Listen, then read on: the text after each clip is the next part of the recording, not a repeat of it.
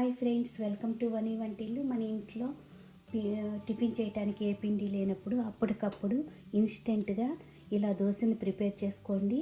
ఇవి అన్ని పప్పులతో ప్రోటీన్స్ అనేది ఎక్కువగా ఉండి హెల్త్కి కూడా చాలా మంచిది. ప్రోటీన్ ఎక్కువగా ఉండి హెల్తీగా ఉండే బ్రేక్ఫాస్ట్ తయారు చేసుకోవాలంటే ఇలా తయారు చేసి చూడండి. ఒక బౌల్ తీసుకోండి, 1 కప్పు రైస్ వేసుకోండి.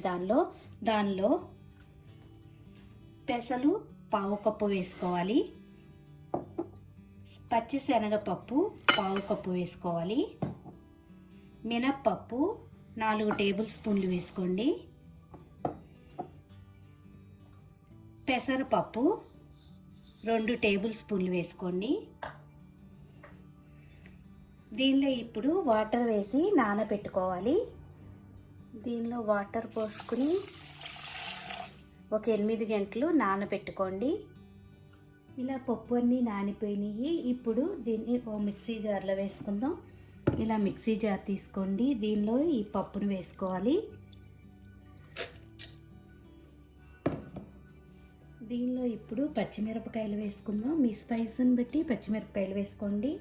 1 ఇంచి అల్లాన్ని ఇలా ముక్కలు కోసి వేసుకోండి. దీనిలో ఒక 1/2 టీ స్పూన్ జీలకర్ర వేసుకోండి. రుచికి తగినంత ఉప్పుని వేసి కొద్దిగా వాటర్ వేసుకుని మెత్తగా దోశ పిండిలాగా రుబ్బుకోవాలి.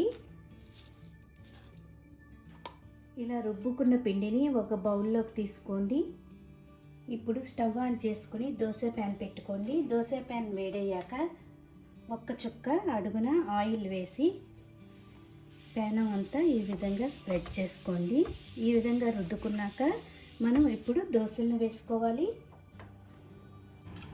దోశ ప్యాన్ వేడయ్యాక పిండిని తీసుకుని ఇలా దోశలాగా వేసుకోవాలి.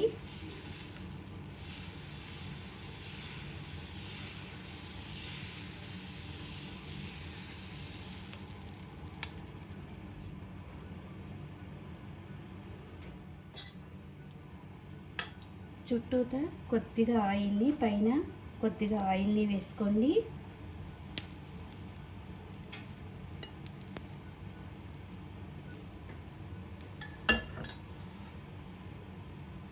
వైపు కాలేక రెండో వైపు తిప్పుకున్నాం.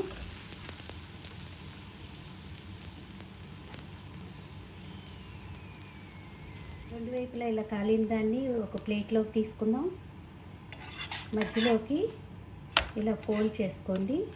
ఇప్పుడు సర్వింగ్ ప్లేట్లోకి తీసుకుని మిగతా అన్ని దోశలు కూడా ఇదే విధంగా వేసుకోవాలి. ఇలా దోశలన్నీ రెడీ అయినాయి. మీరు పల్లీ పచ్చడి, కొబ్బరి పచ్చడితో ఈ గనక ఇస్తే అందరూ కూడా ఇష్టంగా తింటారు. చాలా ఈజీగా మనం అప్పటికప్పుడు ప్రిపేర్ చేసుకోగలిగిన దోశలుని. మీకు ఈ వీడియో కనుక నచ్చినట్టయితే ఒక లైక్ చేయండి, షేర్ చేయండి, కామెంట్ చేయండి. మరిన్ని వీడియోల కోసం వనీ వంటిల్ని సబ్స్క్రైబ్ చేసుకోండి. Thank you for watching.